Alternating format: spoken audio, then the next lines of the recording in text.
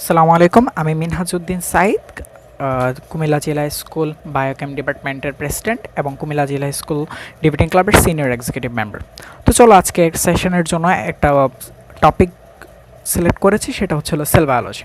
একবার প্রাথমিক ধারণা থেকে আমরা শুরু করব সেল কী দিয়ে। ঠিক আছে, চলো তাহলে আজকে সেশনটা শুরু করা যাক। প্রথমে আসি যে সেলটা কি। এই সেলটা হচ্ছে তোমার বৈষম্যভেদ্য পর্দা দ্বারা আবৃত। এক নম্বর পয়েন্টটা হবে কি, বৈষম্য ভেদ্য পর্দা দ্বারা আবৃত এক ধরনের জীবজ ক্রিয়াকলাপ যেটা কোনো সজীব মাধ্যম ছাড়াই বিভাজন করতে পারে, সেটাই হলো সেল। তাহলে চলো আসলে এখানে কি বুঝাইছে, এই সেলটা কি বুঝাইছে এটা আমরা বুঝি। প্রথমে বুঝাইছে যে এই যে একটা সেল, এটা হচ্ছিল বৈষম্যভেদ্য। বৈষম্যটা মানে কি, আলাদা, পৃথক বা আলাদা। ভেদ্য মানে অর্থাৎ ভেদ করতে পারে এমন। ওকে, এখানে বৈষম্যভেদ্য বলতে বোঝাইছে যে এই সেলটা হলো যখন অনেকগুলো সেল থাকে, আমাদের দেখতে আর একটা সেল না, অনেকগুলো সেল, এইগুলা থেকে পৃথক করে রাখে কে, এই বৈষম্যভেদ্য পর্দাটা। ঠিক আছে। তাহলে এই বৈষম্যভেদ্য পর্দাটা কি করে, অন্যান্য সেলগুলো থেকে একটা সেল আর একটা সেলকে পৃথক করে রাখে। এটাই বুঝাইছে হচ্ছিল বৈষম্যভেদ্য পর্দা দ্বারা আবৃত এমন এক ধরনের জীবজ ক্রিয়াকলাপ যা অন্য কোনো ধরনের সজীব মাধ্যম ছাড়াই বিভাজন করতে সক্ষম। যেমন ধরো একটা থেকে দুইটাতে হয়, দুইটা থেকে চারটা, এটা বুঝাইছে আর কি। ঠিক আছে। আর এখানে ভেদ্য বলতে বোঝাইছে যে এই কোষের ভিতরে বিভিন্ন ধরনের কোষরসী উপাদান থাকে যেগুলো নির্গত করে, অর্থাৎ এই ভেদ্য পর্দার মাধ্যমে আসলে নির্গত হয়। তাহলে এই যে আসলে এই সেল নিয়ে আরও অনেক পড়া আছে, যেমন প্রোক্যারিওটিক সেল, কয় ধরনের, প্রোক্যারিওটিক সেল, ইউক্যারিওটিক সেল, এই যে এগুলোই আসলে এই যে পড়াটাই আসলে হচ্ছিল সেল বায়োলজি বা সেলুলার বায়োলজি, বা এটাকে সাইটোলজিও বলা হয়ে থাকে। তাহলে চলো আসলে সেল কয় প্রকার, সেলের ক্ষেত্রে যদি আমরা আসি, আচ্ছা এর আগে একটা কথা বলে দিই, এই সেলটাকে আবার বিল্ডিং ব্লক নামে পরিচিত। এই সেলটা আবার বিল্ডিং ব্লক নামে পরিচিত। ঠিক আছে। তাহলে চলো সেলটা কয় ধরনের। সেল যদি আমরা সাধারণভাবে চিন্তা করি তাহলে এটা দুই ধরনের আসবে। একটা হলো প্রোক্যারিওটিক সেল, আরেকটা হবে ইউক্যারিওটিক সেল। যেহেতু আমরা সেল বায়োলজি নিয়ে স্টার্ট করেছি, সো একবারে প্রাথমিক ধারণা থেকে আমরা সবগুলা টপিক পড়ব। ওকে, এই প্রোক্যারিওটিক সেলটা, যেমন ধরো প্রোক্যারিওটিক কোনগুলাকে, অর্থাৎ পুরাতন কোষ বা আদি কোষ বলা হয় এটাকে, আদি কোষ। কেন, এটা নিউক্লিয়াস সুগঠিত থাকে না, নিউক্লিয়াস সুগঠিত না, তো একটা জিনিস দেখো, আসলে নিউক্লিয়াস সুগঠিত না বিষয়টা আসলে কি বুঝাইছে।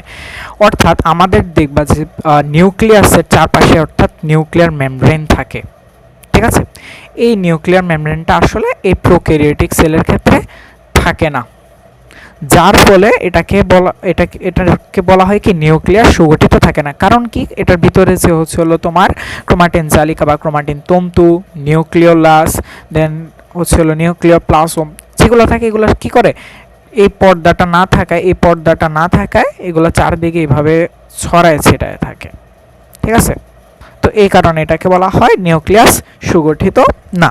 এক্ষেত্রে আবার আসি যে রাইবোজোম। এই ক্ষেত্রে এই প্রোক্যারিওটিক সেলের ক্ষেত্রে রাইবোজোম হচ্ছে তোমার 70 ভেদবার্গ। এই 70 ভেদবার্গ, এখানে 70s-টাকে আসলে ভেদবার্গ একক বলা হয়। এখন এই রাইবোজোম 70s, আচ্ছা ওয়েট, 70s, তো 70 ভেদবার্গ, এটাকে আসলে এখানে ভেদবার্গ দ্বারা কি বোঝানো হয়েছে, কি বলা হয়েছে, এগুলো আসলে আমি পেজে কিছুদিন আগে আমি পোস্ট করেছিলাম, যারা পড়েছো তারা আসলে বিষয়টা বুঝবে। তো এখানে 70s-টা কি হয়, এটা খুব একটা মজার বিষয় যে 50 ও 30 ভেদবার্গ মিলে গঠিত হয় কি, এই 70 ভেদবার্গ। তো এই 70 ভেদবার্গটা আসলে এখানে 50-30 করলে কিন্তু 80 হয়। তো সবাই বলবে যে আমার ক্যালকুলেশন ভুল, আসলে বিষয়টা এমন না। বিষয়টা সম্পর্কে অনেক বড় একটা বিশ্লেষণ আছে, এটা আজকে না আরেকদিন করব, তবে যারা পেজে লেখাটা পড়েছো তারা বুঝবে বিষয়টা। তো এই ক্ষেত্রে আসলে কি হয়, রাইবোজোমটা হয় কি 70s।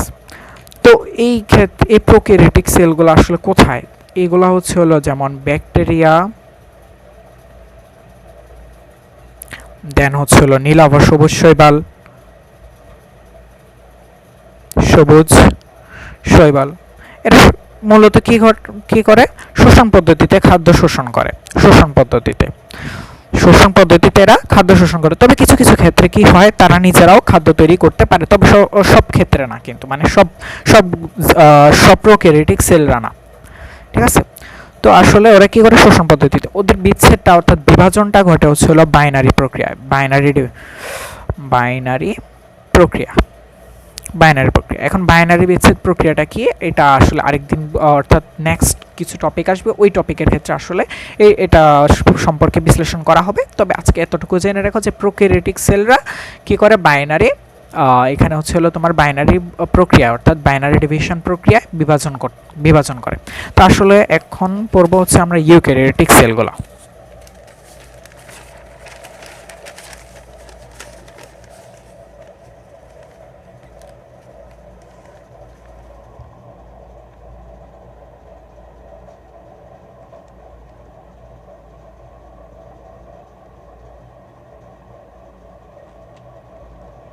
এখানে আসলে ইউক্যারিওটিক সেল বলতে, এখানে ইউক্যারিওটিক সেল বলা হয় কেন, বা বলা হয় তোমার প্রকৃত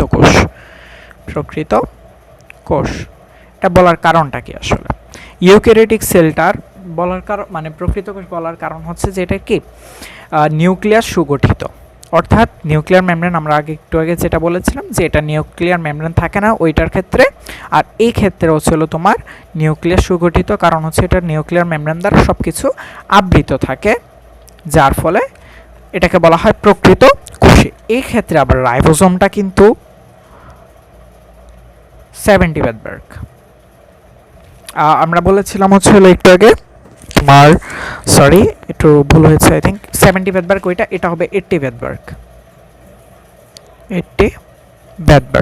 80 বেদবার্গটা কিভাবে হয়, 60 ও 40 মিলে এখানে 80 বেদবার্গটা হয়। তো এখানে আবার হয় কি যে এখানে যে বিভাজন করে, অর্থাৎ এরা যে প্রক্রিয়া বিভাজনক্ষম সেটা হচ্ছে তোমার মাইটোসিস, মায়োসিস, এই দুই প্রক্রিয়া। এটা আবার নিজের খাদ্য নিজে তৈরি করতে পারে, অর্থাৎ প্রাণীর ক্ষেত্রে এখানে হচ্ছে হলো তোমার, আচ্ছা মাইটোসিস, মায়োসিস, এরা আবার নিজের খাদ্য নিজেরা তৈরি করতে পারে, তবে কোনগুলো, উদ্ভিদ কোষের ক্ষেত্রে। আবার প্রাণী কোষ কিন্তু ঠিকই পরজীবী, উদ্ভিদ এবং প্রাণী। ইউক্যারিওটিক সেলগুলো কোনগুলো, উদ্ভিদ কোষ এবং প্রাণী কোষ, উদ্ভিদ কোষ এবং প্রাণী কোষ। ওকে, তাহলে এটা পড়লাম। এখন হচ্ছে হলো ইউক্যারিওটিক সেল আবার দুই ধরনের হয়ে থাকে কাজের উপর ভিত্তি করে, একটা হচ্ছে হলো দেহ কোষ, আর একটা হচ্ছে হলো জনন কোষ। তাহলে চলো আসলে দেহ কোষ আর জনন কোষটা কি। এই দেহ কোষটা আসলে ডিপ্লয়েড, এটা কোথায় থাকে, ডিপ্লয়েড টুয়েন, এটা হচ্ছে হলো তোমার টিস্যু, অঙ্গ ইত্যাদিতে থাকে, ঠিক আছে, অঙ্গ ইত্যাদি থাকে। এক্ষেত্রে জনন কোষ হচ্ছে হলো হ্যাপ্লয়েড, এবং কোথায় থাকে, এরা হচ্ছে হলো এরা দুঃখিত, হ্যাপ্লয়েড, এটা হচ্ছে হলো তোমার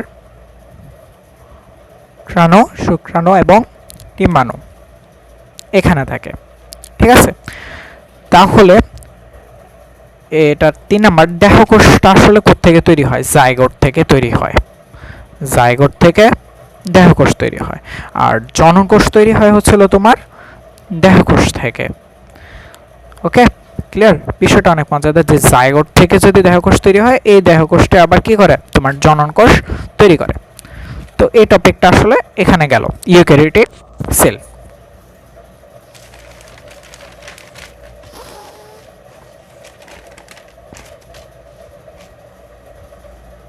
ওকে, তো চলো এবার আসলে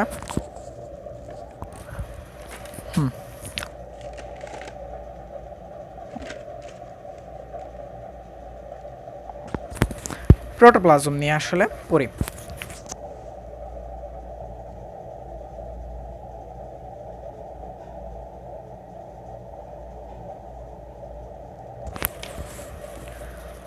প্রোটোপ্লাজম, প্রোটোপ্লাজমকে আমরা জানি যে জীবনের ভিত্তি বলা হয়,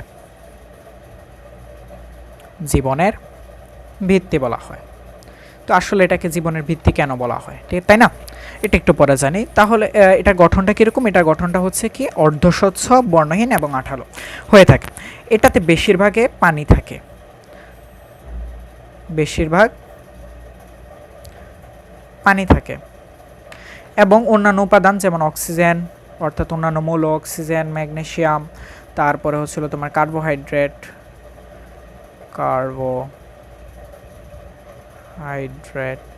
ইত্যাদি উপাদান থাকে, ঠিক আছে, এগুলা থাকে। তো এখানে হচ্ছে যে এইটা আসলে এই প্রোটোপ্লাজমটা আসলে কি স্থির না, কিন্তু কেন? এটা ঘূর্ণায়মান অবস্থায় থাকে। ধরো এটা কোষ প্রাচীর আছে এমন,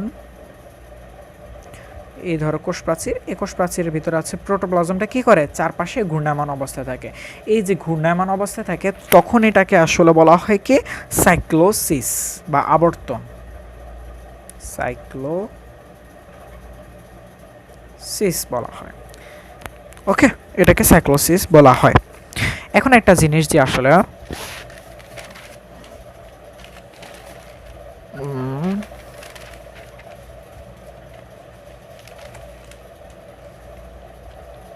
কোষ প্রাচীর কিন্তু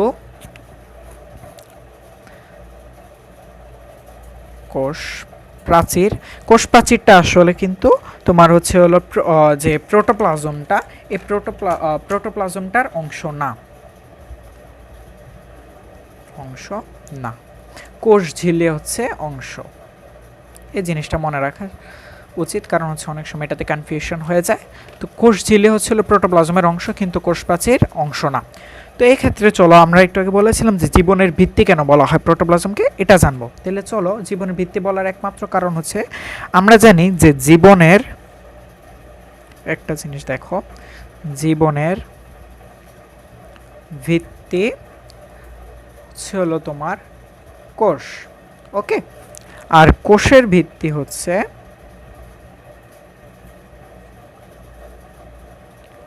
কি তোমার হচ্ছে প্রোটোপ্লাজম। তো এট লাস্ট কি দাঁড়ায়? জীবনের ভিত্তি কি কোষ, আর এই কোষের ভিত্তি আবার প্রোটোপ্লাজম। তাহলে বলা যায় কি জীবনের ভিত্তি হচ্ছে হলো প্রোটোপ্লাজম, তাই না?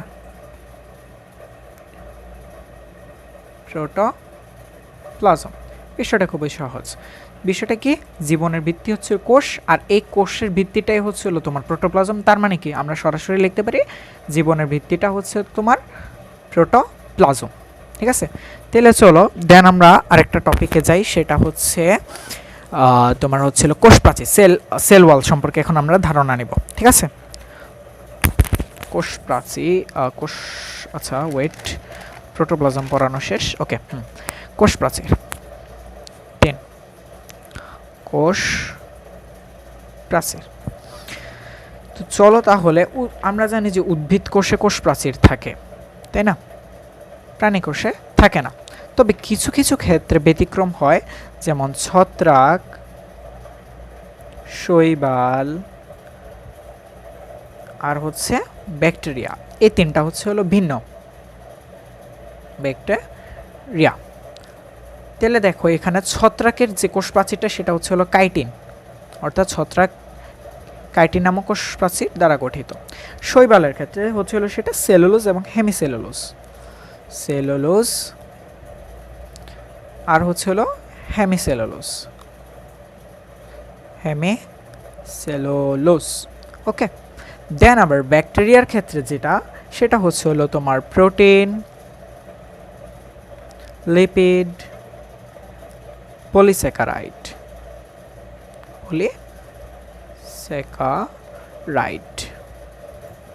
ওকে, তো দেখো একটা জিনিস, এখন এটা সেল ওয়ালের একটা কাহিনী বলি, যে 1665 সালে যখন লিওয়েন হুক কোষ সম্পর্কে ধারণা দেন, আর রবার্ট হুকে বললাম, রবার্ট লিওয়েন হুক, যে উনি উনি করছেন কি যে কোষ সম্পর্কে ধারণা দিয়েছিলেন, আসলে ওইটা ছিল সেল ওয়াল, মানে কোষ প্রাচীর ছিল আসলে। উনি যে কোষের ধারণাটা দিয়েছিলেন সেটা কি আসলে ছিল, সেটা ছিল আসলে সেল ওয়াল। তো ওই সেল ওয়ালটা আসলে 3টা পর্দা দ্বারা গঠিত, অর্থাৎ ত্রিস্তরী মধ্য পর্দা। তাহলে চলো আসলে প্রথম স্তরটা নিয়ে কথা বলি, তারপর দ্বিতীয়, তারপর তৃতীয় স্তরে যাব, ঠিক আছে। মধ্য পর্দাটা আসলে কি, এখানে মধ্য পর্দাটা হচ্ছে হলো তোমার মাইটোটিক বিভাজন বা মাইটোটিক ডিভাইশন যেটা বলি, মাইটোটিক বা মাইটোসিস যেটাই বলি আমরা, মাইটোটিক বিভাজনের টেলোফেজ পর্যায়ের সূচনা ঘটে আসলে কোনটার, টেলোফেজ পর্যায়ের সূচনা ঘটে হচ্ছিল মধ্য পর্দার, ঠিক আছে। আচ্ছা সরি, টেলোফেজ পর্যায়ের সূচনা ঘটে। তো এটা গঠন হয় কিভাবে, সাইটোপ্লাজম থেকে কি ঘটে তোমার, সাইটোপ্লাজম থেকে তোমার হচ্ছিল পেকটিন জাতীয় ভেসিকল নির্গত হয়, পেকটিন জাতীয় ভেসিকল। তোমার পেকটিন জাতীয় ভেসিকল যখন নির্গত হয় তখনই আসলে তখন ওই নির্গত ভেসিকলগুলো দ্বারাই গঠিত হয় কি তোমার মধ্যপর্দা, ঠিক আছে। তাহলে চলো দেন হচ্ছে দ্বিতীয় স্তরটা সম্পর্কে জানি।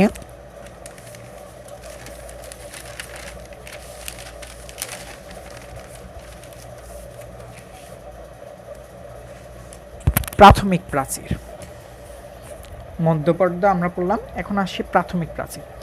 এই প্রাথমিক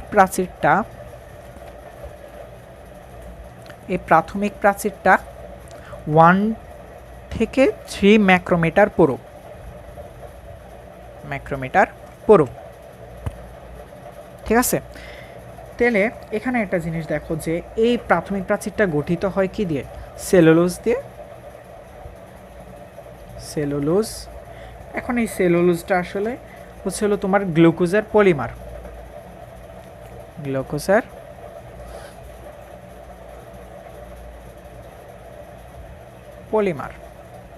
ঠিক আছে। এই গ্লুকোজের পলিমার যেটা হচ্ছে হলো তোমার প্রাথমিক প্রাচীর গঠন করে। 3 নাম্বার যে পর্দাটা সেটা হচ্ছে হলো গৌণ প্রাচীর। তো এই ক্ষেত্রে হয় কি, এই গৌণ প্রাচীরটা আবার কিন্তু আচ্ছা, এই গৌণ প্রাচীরটার স্তর আবার 3টা, এটার স্তর কয়টা, 3টা। দেন গৌণ প্রাচীরের কত মিটার পুরো, 5 থেকে 10 ম্যাক্রোমিটার পুরো, ঠিক আছে। 5 থেকে 10 ম্যাক্রোমিটার পুরো হচ্ছিল তোমার গৌণ প্রাচীরটা। এই গৌণ প্রাচীরের স্তর হচ্ছে আমরা বললাম একটু আগে কি স্তর হচ্ছে 3টা। তো দেখো আসলে একটা জিনিস যে কোষ প্রাচীরের মাঝখানে আমরা জানি পিট থাকে। এই পিটটা কি, পিট কূপ বাংলায়, এটা কি নলকূপ না, দেখো এটা আসলে কিসের কূপ, এই কূপটা কি কাজ করে, ঠিক আছে। দেখো তো এই পিটটা কিভাবে থাকে, এটা ধরো এটা কোষ প্রাচীর, ধরো আমি দেখাচ্ছি হাত দিয়ে এঁকে, এটা যদি এভাবে থাকে, ধরো মধ্যপর্দা প্রাথমিক প্রাচীর, ধরো দ্বিতীয়তে থাকবে যেটা লিখলাম, তারপরে দেখো মধ্যপর্দা প্রাথমিক প্রাচীর দেওয়ার পরে থাকে কি আরো 3টা স্তর থাকে, কার, গৌণ প্রাচীরের, 1 2 দেন হচ্ছে হলো 3, 1 2 আর এই হচ্ছে হলো 3। এই যে মাঝখানে যে গ্যাপটা, এটাই হচ্ছে হলো তোমার পিট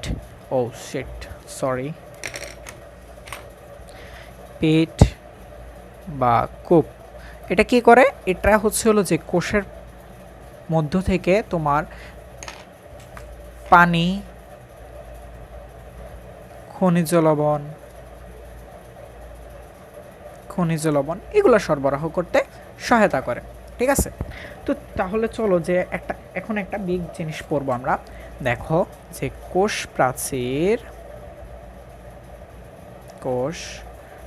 প্রাচীর এটার প্রধান উপাদান হচ্ছে কি, সেলুলোজ। প্রধান উপাদান সেলুলোজ, ঠিক আছে। এই তো প্রধান উপাদান সেলুলোজ। এই সেলুলোজটা হচ্ছে তোমার পলিস্যাকারাইড,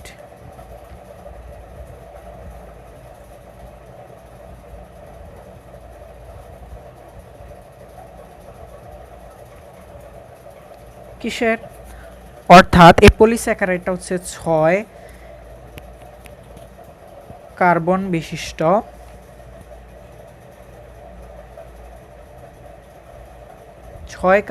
পলিস্যাকারাইডটা কি 6 কার্বন বিশিষ্ট বিটা ডি গ্লুকোজের অসংখ্য অণু দিয়ে গঠিত। পলি যেহেতু এখানে অসংখ্য অণু হবে, তো অসংখ্য অণু কিসের অণু?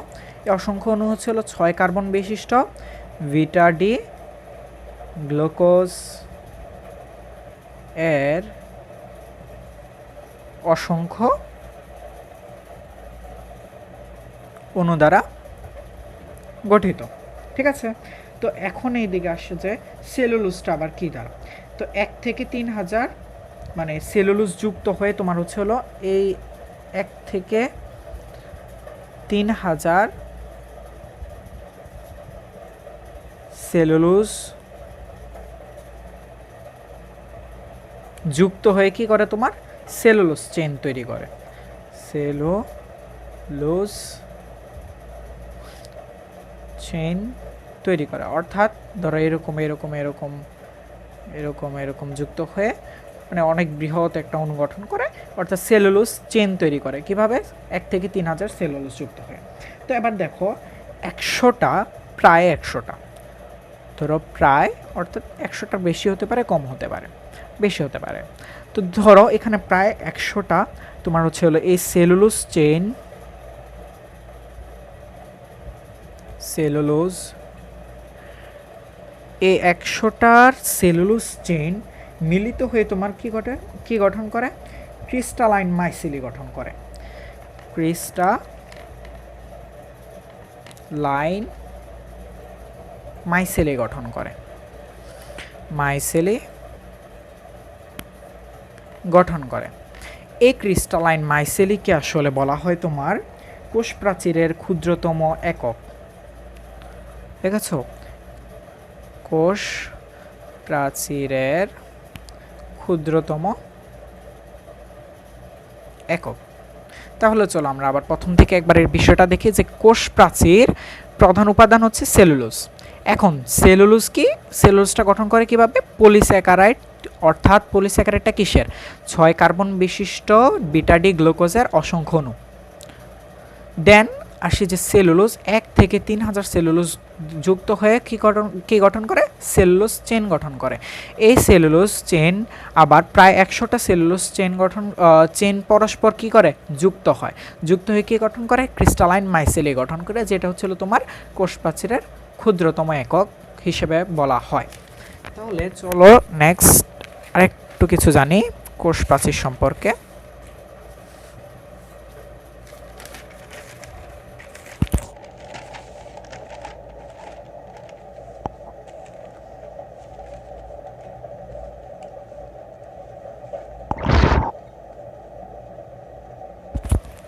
ওকে,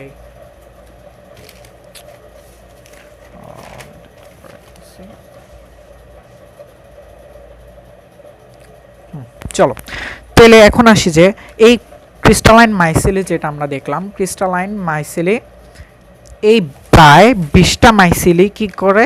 যখন পরস্পরে যুক্ত হয় একটা মাইক্রোফাইব্রিল গঠন করে। ঠিক আছে, তো চলো প্রায়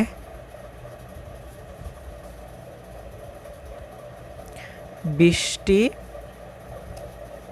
মাইসিলি যখন যুক্ত হয়,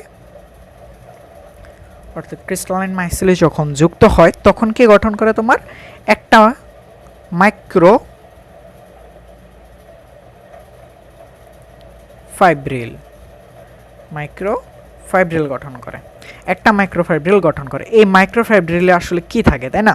এই মাইক্রোফাইব্রিলে আসলে সেলুলোজ গ্লাইকোপ্রোটিন থাকে, গ্লাইকোপ্রোটিন থাকে। ঠিক আছে, তো আবার এখানে এই যে মাইক্রোফাইব্রিল এগুলো 250টা কি করে পরস্পর যখন যুক্ত হয় একটা কি করে একটা ম্যাক্রো এখন গঠন করবে কি ম্যাক্রো ফাইব্রিল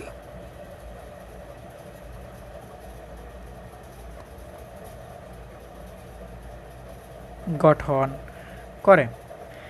তো অনেক মাইক্রোফিব্রিল নিয়ে তোমার হচ্ছে হলো একটা মাইক্রোফিব্রিল গঠন করে। ঠিক আছে, এই যে দেখো 250টা মাইক্রোফিব্রিল নিয়ে একটা ম্যাক্রোফিব্রিল গঠন করে।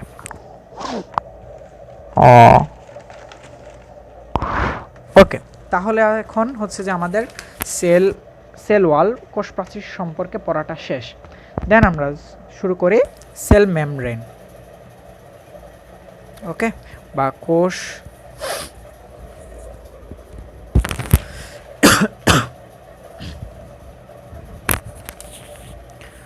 ঝিল্লি, সেল মেমব্রেন বা কোষ ঝিল্লি। আজকে এতটুকু সম্পর্কে জানবো, তারপরে আরেকদিন মাইটোকন্ড্রিয়া, রাইবোজোম, গোলগি বডি এগুলো সম্পর্কে এক্সট্রা কিছু তথ্য জানবো। ঠিক আছে, তো চলো এখন কোষ ঝিল্লিটা কি। কোষ ঝিল্লিটা কি দ্বারা গঠিত? তোমার অর্ধবেদ্য পর্দা দ্বারা গঠিত। অর্ধবেদ্য পর্দা দ্বারা গঠিত। তো এই অর্ধবেদ্য পর্দাটা কি আসলে এটার মাঝখান দিয়ে দ্রাবক সহজে যেতে পারে, কিন্তু দ্রব সহজে অতিক্রম করতে পারে না। তাই এটাকে কি বলা, তাই এটাকে অর্ধবেদ্য পর্দা বলা হয়। এই অর্ধবেদ্য পর্দাটা দিয়ে আসলে গঠিত কি তোমার কোষ ঝিল্লি। তো এই কোষ ঝিল্লিটা আসলে 1971 সালে তোমার সিঙ্গার ও নিকলসন নামক দুইজন বিজ্ঞানী কলসন যখন এটা প্রথমে লক্ষ্য করেন, তখন তারা এটাকে কি অর্থাৎ কি মডেল হিসেবে ধারণা দেন? তারা এটাকে বলেন হচ্ছে হলো ফ্লুইড মোজাইক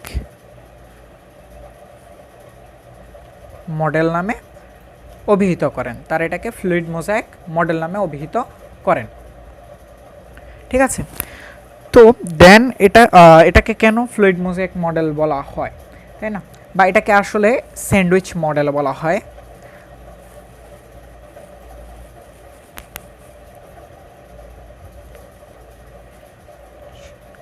এটাকে আবার স্যান্ডউইচ মডেল নামে অভিহিত করা হয়। কেন? এখন এটার গঠনটা দেখতে আসলে স্যান্ডউইচের মতো। তো চলো আসলে গঠনটা দেখি। গঠনটা হচ্ছে তোমার এরকম থাকে, লিপিডগুলা এইভাবে এইভাবে এইভাবে ধরো। আচ্ছা একটু ওয়েট।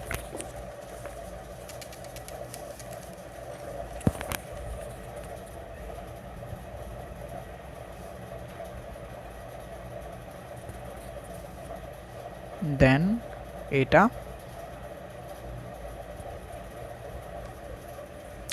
আসলে এটা মেন ছবিটা একটা প্রজেক্টরে দেখালে ঠিক হতো। এভাবে আঁকলে বোঝা যায় না আসলে মেন এখানে দেখা যাবে আসলে 2টা স্তর, আসলে থাকবে 3টা স্তর। তো যাই হোক, যতটুকু দেখা যায় এটা দেখাচ্ছি আমি। ধরো এরকম। তো এই যে অংশটা আসলে, এই অংশটা আসলে লিপিড, আর এই যেটা এটা হচ্ছে হলো প্রোটিন। এই অংশটা হচ্ছে কি প্রোটিন। ঠিক আছে, তো এটার আসলে 3টা স্তর। এইখানে আসলে দেখা যাচ্ছে আসলে 2টা স্তর, আসলে এটা হচ্ছে 3টা স্তর। এটাকে আসলে স্যান্ডউইচ মডেল কেন বলা হয়? তো দেখো এটাকে পুরোটা একটা স্যান্ডউইচের মতো দেখতে, সো এটাকে স্যান্ডউইচ মডেল বলা হয়। ঠিক আছে, তো কোষ ঝিল্লি 2টা ফসফোলিপিড বিদ্যমান। এখানে ফসফোলিপিডের অর্থাৎ এই লিপিডটা হচ্ছে হলো তোমার ফসফোলিপিডের স্তর বিদ্যমান। এটার মধ্যে হচ্ছে তোমার প্রোটিন সমূহ দানাদার অবস্থায় থাকে, যার ফলে এটাকে কি বলা হয়? তরল স্ফটিক অবস্থা বলা হয়। ঠিক আছে, এই অবস্থাটাকে আবার তরল স্ফটিক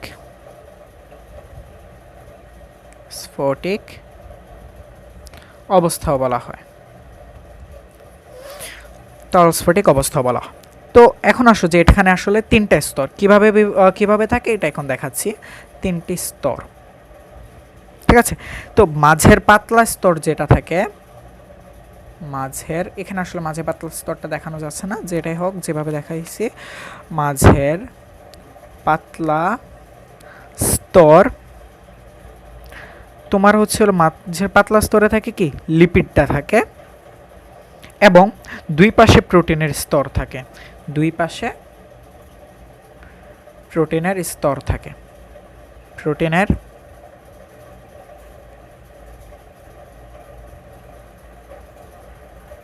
স্তর থাকে। তো একটা জিনিস দেখো যে আসলে এখানে লিপিডটা কি থাকে, মাঝে থাকে। তো এই লিপিডটা হচ্ছে হলো তোমার 20 অ্যাংস্ট্রম, ওকে, 20 অ্যাংস্ট্রম পুরো। এবং দুই পাশে যে প্রোটিন থাকে, সেগুলো হচ্ছে হলো দুঃখিত, এখানে সরি লিপিডটা হবে হচ্ছে হলো তোমার 35 অ্যাংস্ট্রম। আর যেহেতু দুই পাশে দুইটা থাকে সেহেতু 20 যোগ 20 অ্যাংস্ট্রম হবে হচ্ছে হলো, অর্থাৎ 40 অ্যাংস্ট্রম হবে। 40 অ্যাংস্ট্রম হবে তোমার হচ্ছে হলো এই প্রোটিনের স্তর, ঠিক আছে।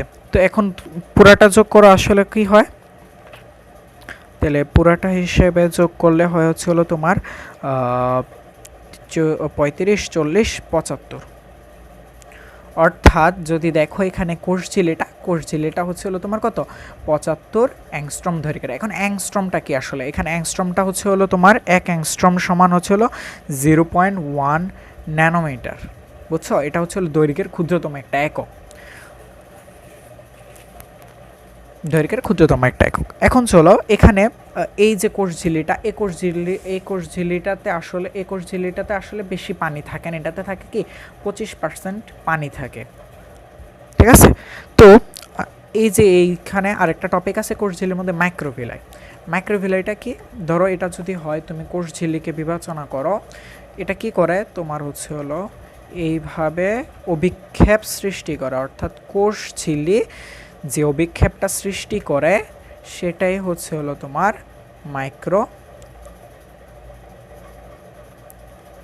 মাইক্রোভিলাই। তো গাইস আজকে এতটুকু পর্যন্ত, ইনশাল্লাহ আগামীতে আমরা মাইটোকন্ড্রিয়া, প্লাস্টিড এগুলো সম্পর্কে ধারণা নিব, অর্থাৎ অনেক মজার টপিক আছে মাইটোকন্ড্রিয়া কীভাবে উৎপত্তি হয়েছে এগুলো সম্পর্কে অনেক ভালো ভালো তথ্য দিব ইনশাল্লাহ। যাই হোক আজকে এতটুকু পর্যন্ত শেষ করলাম, ধন্যবাদ সবাইকে আমার সাথে থাকার জন্য, আল্লাহ হাফেজ।